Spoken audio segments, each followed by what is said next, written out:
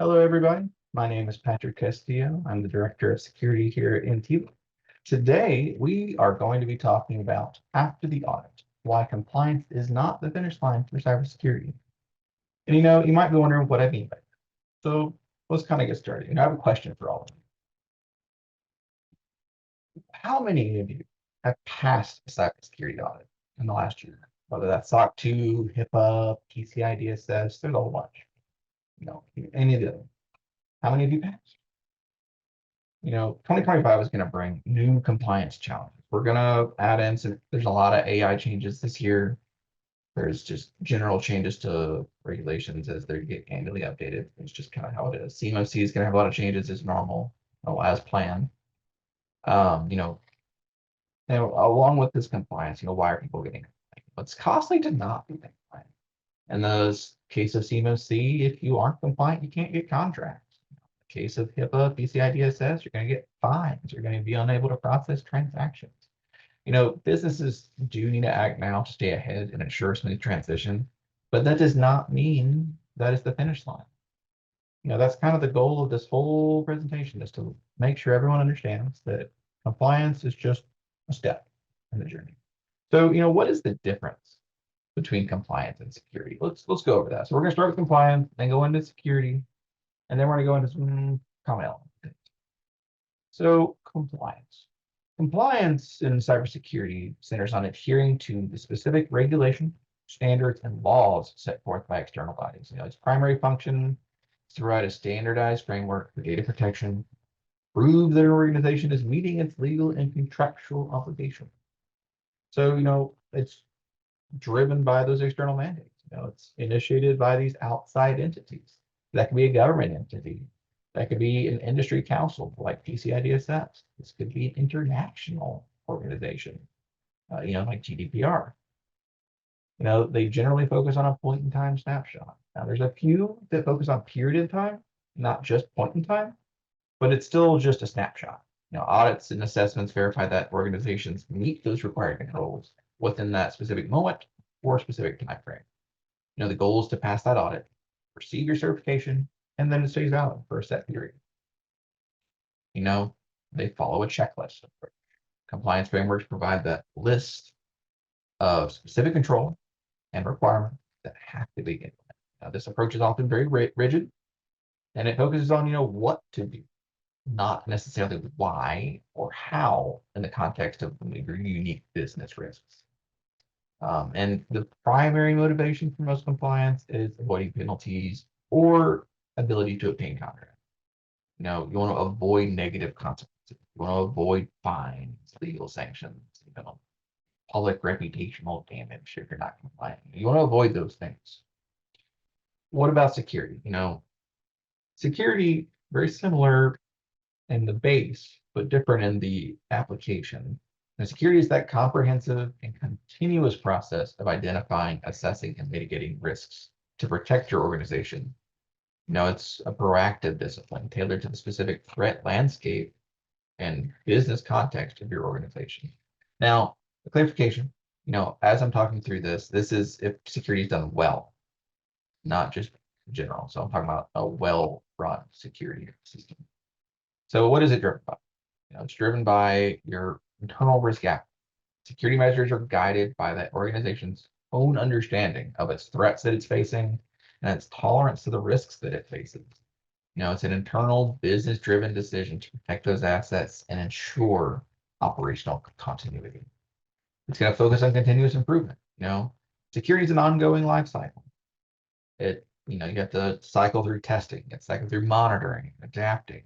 It acknowledges that threats are constantly evolving. Every single year, there's new threats. Every single month, every single day, there's new things trying to attack.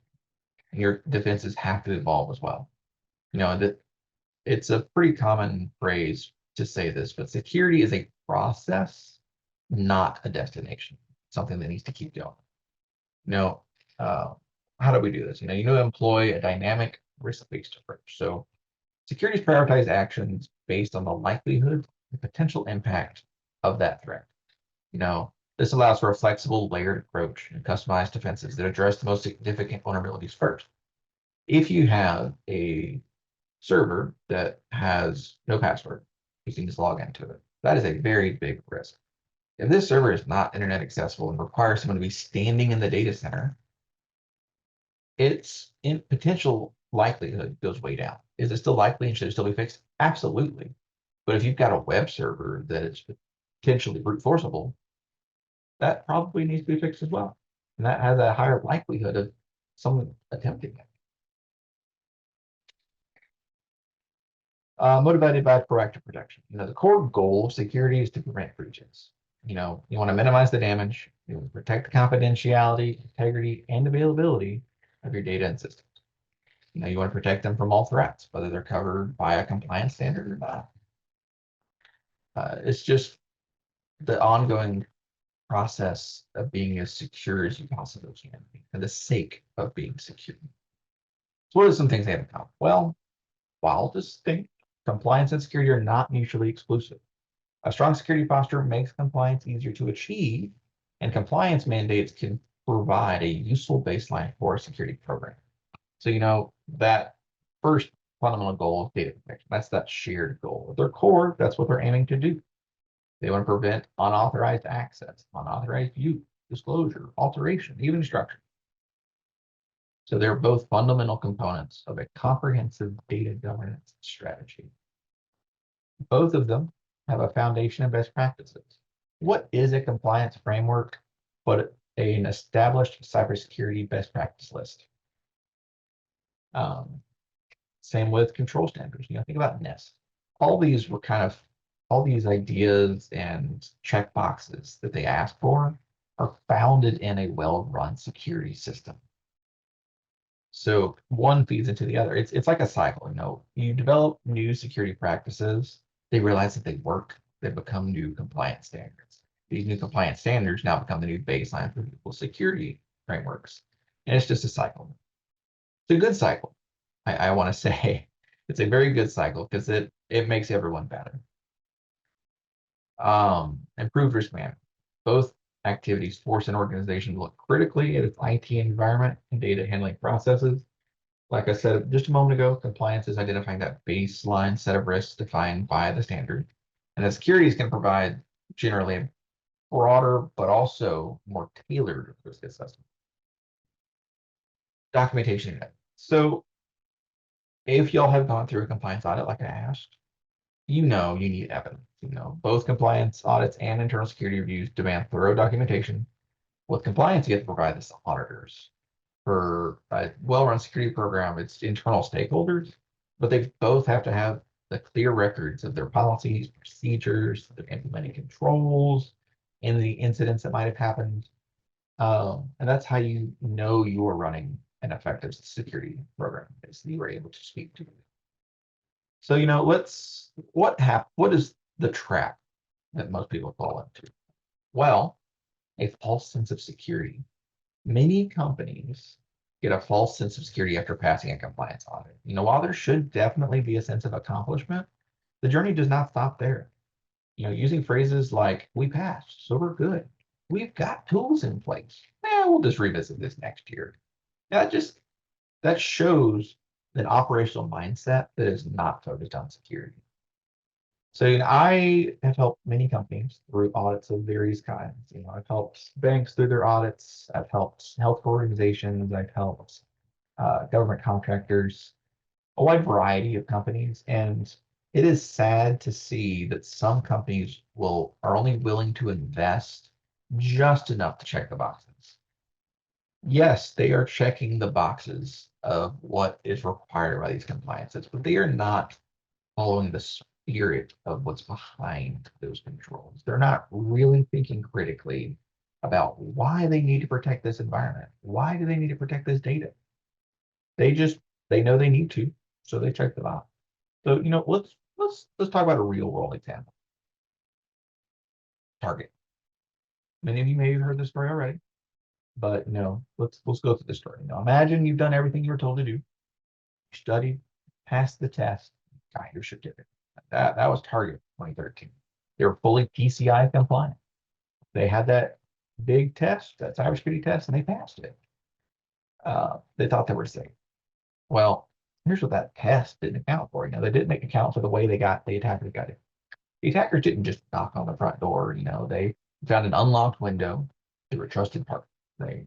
The company that serviced Target's air conditioning system, these bad actors stole the HVAC company's login, and then they just kind of walk right in.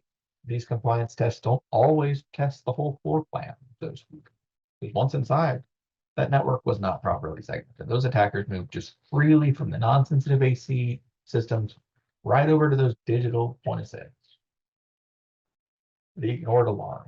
Compliance is testing to see if you have things that generate alarms. But if you don't do anything with those alarms, it goes back to it. So, and this is kind of the most critical part was what happened with Target. They had a multi-billion-dollar or multi-million-dollar security system. It actually worked. It detected the intruder. It sent alerts to the security team. But for the team, for reasons we don't know, didn't act on those alerts. The alarm was blaring, but nobody responded.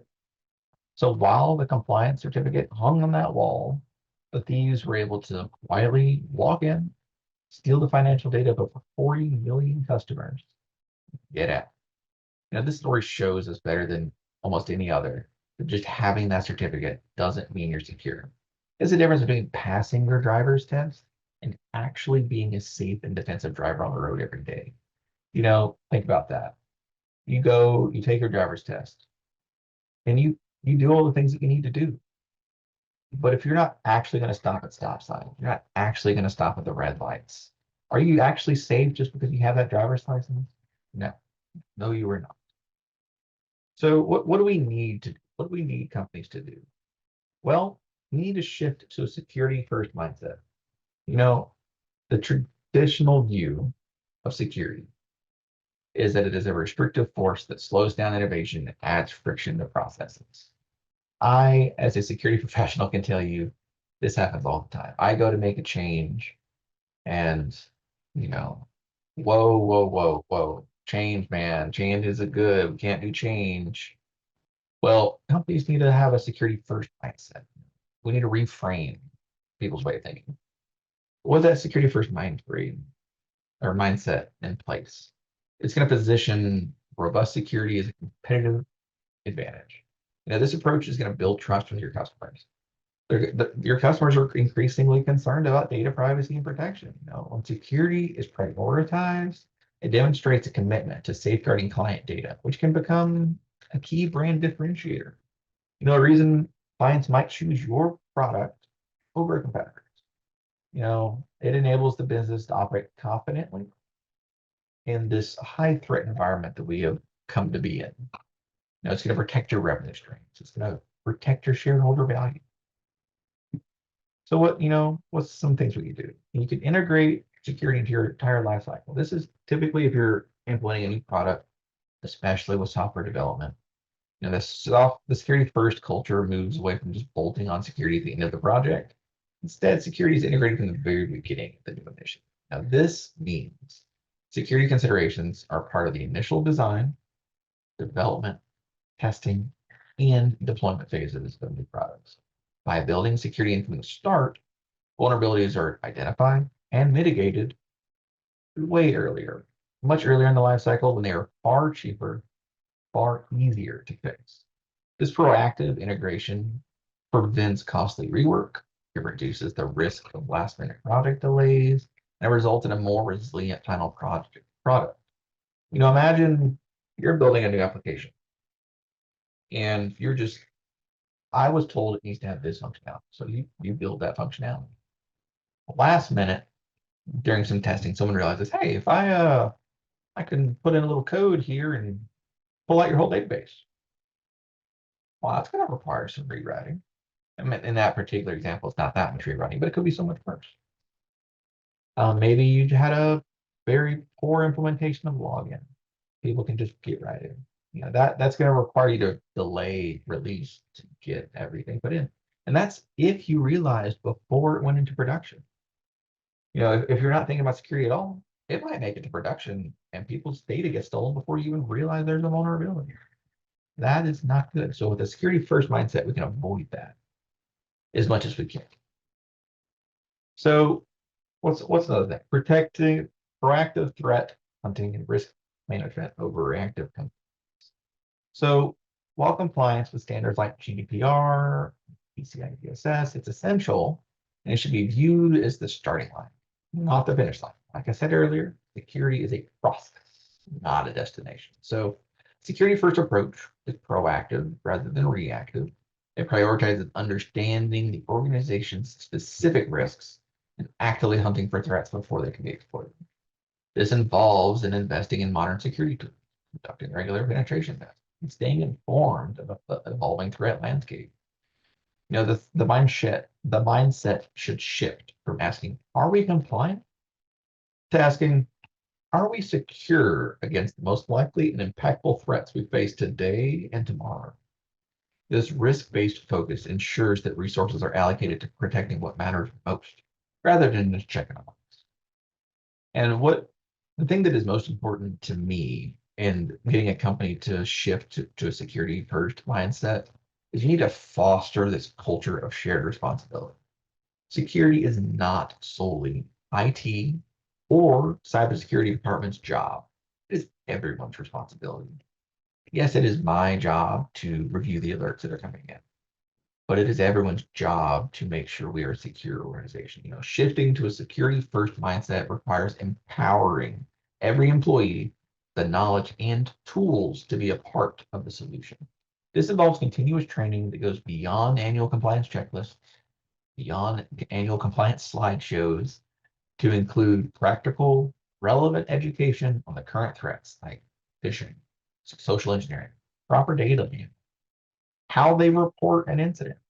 It means creating a culture where employees feel safe reporting potential incidents or asking questions without fear of being blamed for malicious activity. If Bob in accounting clicks on a link, if he is too afraid to report that he might have done something bad, well, then nobody's going to know except Bob. So we need to foster a culture where everyone understands that it needs to happen. It needs to be reported. And he needs to know that he won't be blamed necessarily. He just needs to report it as soon as it happens to protect the organization, because that is what's important here. When the entire workforce is engaged, the organization's human firewall becomes the most powerful defensive asset. You go from having eyes on your networks and your hosts to having eyes everywhere. You know, Maybe Bob from accounting saw someone try to sneak through the door.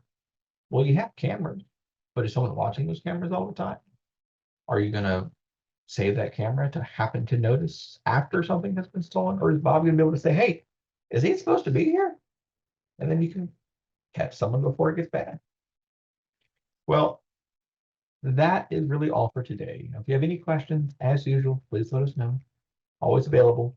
And please help the world focus to a security first mindset where compliance is not the destination or not the destination. It is the beginning of a security journey. Thank you. And you all have a nice day.